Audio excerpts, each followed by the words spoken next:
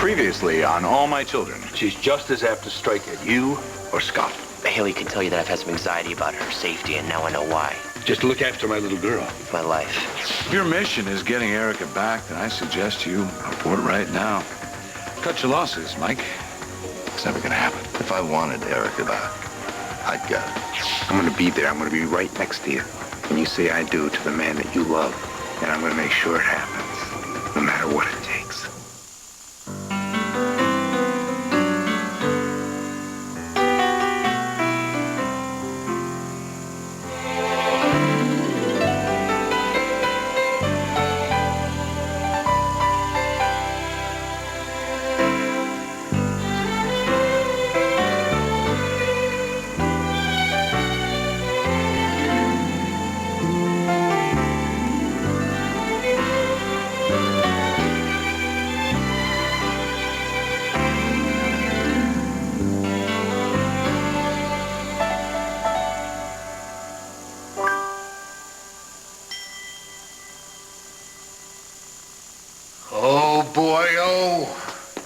Can you imagine this joint tomorrow? The Holy of Holies all duded up for the wedding. Bowers, the flowers, the pump organ piping away. Yeah, the hustle and the bustle, the ushers in the penguin suits seating everybody in their seats. Then, the wedding march begins. Everybody up on their feet for the big event. The doors blow open. Here comes the bride, Janet! Gliding down the aisle, looking just like an angel. And then, that magical moment before the revs it up into high gear. Do you, Janet, take this man to be your lawfully wedded husband, to have and to hold from this day forward till death do us part?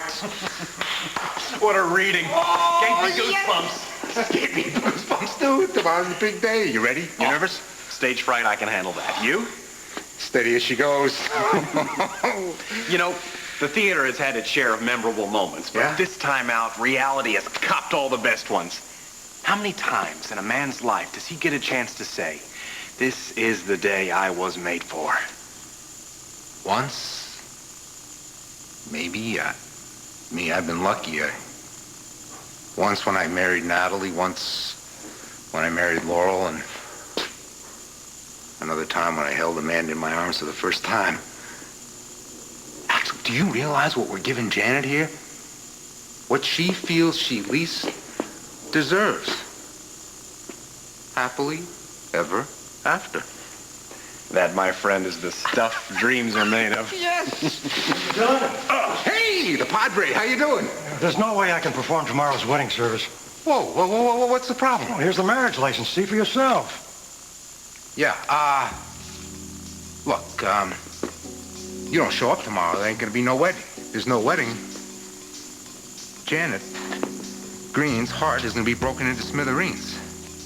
And there's no way I'm gonna stand for that. Comprendi? Janet, I've really got to give you credit. What for? For this performance of yours. Janet Green is the blushing bride, merrily slipping down the aisle straight into the arms of a man she doesn't love. This is either a tribute to your acting skills or self-destruction taken to greater heights. Look, I'm just trying to do the right thing. Right thing for who? For everybody. Okay, define everybody. Amanda, Tim, and Trevor. Yes, I see. And I can see the smiles on their faces now because of this bogus wedding shower, and getting hitched to that balding, nebbish character is really going to ensure their eternal bliss, isn't it? Well, I'm not getting married to Axel. You know that. We hired his cousin to play the minister. Another actor? Okay, we've got faux Axel, faux minister, faux bride. Come on, Janet. I mean, so you go back on your word. What is the worst thing that could happen? Huh? Your tongue will blacken and fall off. The world will open up and you'll just be swallowed up whole. I'm not going to betray my sister's memory. She's an angel. She'll rise above it. I'm going to go through with this. Yeah, come on, honey. Go find Trevor. Tell him you love him and tell him you want to spend the rest of your life with him. If you really love somebody, no sacrifice is too great. And I love Trevor with all my heart. So what is this pretzel logic you're doing here? I want Trevor to have the life he deserves. Uh-huh. And a life without the love of his life? Honey, that doesn't sound like a life to me. If you want to be around long enough to defend Brooke in this murder trial, stop trying to get me to break my promise to my sister. Oh, I am shaking in my shoes. Guys, major crisis alert. If we don't act fast, this party's set to crash and burn. No, I mean it, Liza. I don't want that wacko anywhere near Haley. Mateo, Camille gives me the willies too, all right? If she crashes the clam bake, I have bouncer muscles you haven't seen yet. And look, take a word from me, okay? Don't show up here. No guys allowed at this shindig. You got my cell phone number? Yes, I have it memorized. Just, you guys stay out of trouble, and I will keep my eye on Haley. Everything all right? If I had half a brain, I'd kidnap Haley and hide out somewhere until the shelf life on those visions expired. I know. But listen, remember what Frederick said about those visions. They're part of a larger picture which we're not clear what the meaning is. And besides, we're not even sure that Camille is a direct threat to Haley. Yeah, better safe than sorry, right? Yeah, but in the meantime, just hang loose until Tad gets here, okay? He knows about her. If she's dangerous, he'll tell us. Listen, like I said, nothing about Haley and nothing about the future, the visions and stuff, all right?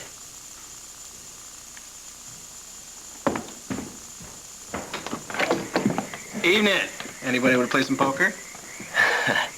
Come on in. We're just about to start. Swift Edmund. Hey. Good to see you. You feeling lucky tonight? Absolutely. Okay, slide it in. Oh, all right. You're gonna need it. Mind if I got the cards? We have our own. Fresh deck, thank you. Okay. What's the end? Our cards, Ted. You know what they say?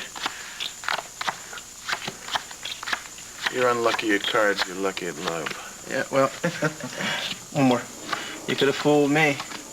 The way things have been going for me lately. What, you hit a dry spell? Oh, come on. I don't believe it. Nah, Ted. Who's your latest victim? Come on. Well, you don't know her, but let's just say she definitely figures as a wild card. Does she have a name? Yep. One of a kind. Just like the lady herself. Camille.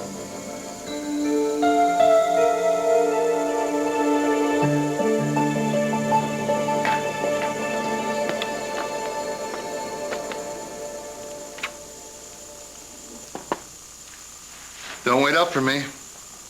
Well, Mike, may I ask where you're going? You could ask, but I'm not at liberty to answer.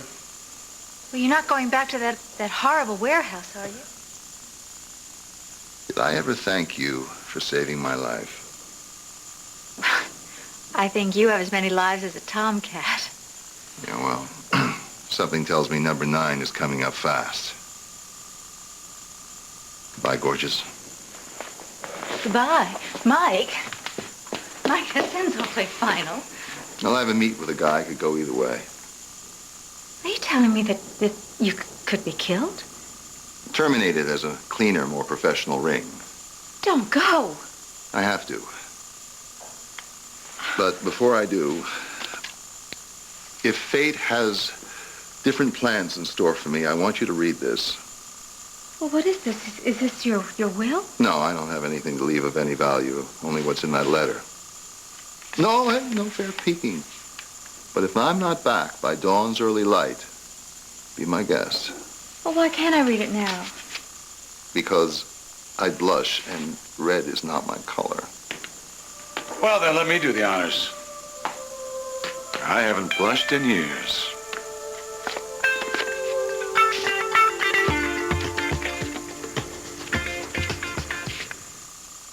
All My Children, brought to you by Huggies Diapers. If it makes babies happy, Huggies has it.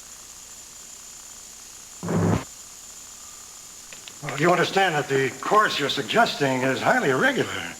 Rev, riddle me this. When you've hit somebody, you said all the hosannas. What do you pray for to the big boy upstairs? I pray that the couple won't end up a divorce statistic. Good. I pray that they'll find ways to strengthen and deepen their love and their commitment to one another. Hey, I'm with you there. I pray that they will embody the Spirit of Christ and that they'll bring forth children who will learn from their parents' example that love heals all things. Hallelujah. I knew you were the man for the job because when you pronounce Janet and her chosen one, man and wife. Husband and wife. Yeah. You will be joining the lovingest couple you've ever had the joy to join. All you got to do is say, I do. Now, Mr. Dillon. Trevor. Trevor, call me Trevor. Trevor. Yeah. It's clear that you love this woman selflessly and unconditionally. Oh, indeed I do, Your Eminence. And if I don't, may God cut off my hands and roast me on an open spit, if that ain't the honest truth. Well, very well, then. Now, this exceeds standard church protocol, but yeah. I'll be here tomorrow to perform the ceremony. Oh, you are the man with the power. You're the man of the hour. Testify. Yes. We will be here with bells on. That takes care of chapter 1. Now on to chapter 2. Over the holidays for that little bachelorette party. Now, there are some traditions that have to be respected. Like how you never say the name of the Scottish play when you're backstage. Huh? These bridal showers are strictly ladies only. Axel, pal, ain't nothing traditional about this wedding. And ain't nothing traditional about the groom. Follow me. I just got off the phone with Pine Valley party favors who called to confirm the time of the arrival of the male stripper. Who ordered a stripper? Well, sure it wasn't Brooke. I mean, beefcake on hoof is not exactly her style. I found out that the 180 pounds of pulsating male pulchritude was Opal's brainstorm. Ah, that figures. Oh, no, just what we need. Some guy dressed up like a fireman flashing his equipment. I can never figure out where to look. Please, Haley, spare me this embarrassment. All right, no problem. I'll call and cancel. And say what? I'll tell them that our customers prefer their beef. Well done. All right, there, Aunt Phoebe. That's a great position, right? You can see everything. You know, Matthew and Haley, they got to do something with this place to make it a bit more wheelchair friendly. I wouldn't think it would be hard. They could put in a ramp. That's a capital idea, dear. I'm going to take it up right after. You do that. Start at 60. You do that. Where's Haley? She's in the back office. Why? I just wanted to know where the guests should put their presents. Oh, they put them right over here on this table over here. I mean, you have got to be Trevor's best bosom buddy in the whole wide world. I mean, throwing a wing-ding like this for Janet when you are facing life in the slammer. I mean, talk about your grace under fire. I think I would be gushing like Old Faithful. You know, I see your best friend has decided to be fashionably late. Oh, Erica? Oh, she isn't coming. Speaking of your secrets, though, I am sitting on one that would blow the lid off of this town if it ever saw the light of day. Well, I mean, since I know I can trust you to be discreet, Erica Kane is cohabitating with a government spy. No. Yeah, oh yeah. I mean, may the good Lord strike me down and step on me if I am making this up. Linden House is a hotbed of intrigue, and Erica has landed right smack in the middle of it. My darling Erica. Jack, give that to me. I have no way of knowing what dangers await me. It is against the law to tamper with somebody else's mail. You know that, Mr. But in the event I don't return Jack, by morning... stop it now. Stop it. That was meant for my eyes and my eyes only. In the event... Well, in the event... look, I just hope that I never have to read it. Well, so much for famous last words. Thanks. What for? For doing the right thing. Mike, I find sometimes the path of least resistance leads to interesting places. But I take it the path you're about to go down is potentially hazardous. Yes. Mike is risking his life. Well, I know I, for one, will sleep better knowing you're keeping the world safe for democracy. And if you don't make it back for breakfast, well, I mean, let's face it, we all take a chance just crossing the street. But good luck and Godspeed. Jack, how can you be so cynical? I mean, Mike is risking his life for our country. Sweetheart, I think you misunderstand me. It's just I'm very, very confident in Mike's prowess as a spy. I'm quite sure he'll be here for breakfast. Maybe a little worse for wear, but Fit in mind and body and ready to tuck into a lumberjack's breakfast. Breakfast being the most important meal of the day, especially when you've been out all night fighting foreign menace. I hope your faith in me is justified, but in the event that I don't make it... Tut. Now, let's think positive. You know what, Mike? I just had a great idea. You want to increase your chances of returning safely. Why don't you take me with you? You're joking. Oh, no. Listen, I don't like to brag, but when I get going with my fists, I'm pretty good, and I'm licensed to carry a weapon. You know, you ought to come by the DA's office sometime. I'll show you my shooting trophies. You increase the manpower, I believe you increase your chances of waking up to the sound of snap, crackle, and pop. Music to my ears. You would do that, Jack? You would do that for Mike? Erica, I would consider it my patriotic duty. Well then, Mike, I certainly hope you will take Jack up on his offer. Because I, for one, will rest a lot easier knowing that you have Jack there to protect you.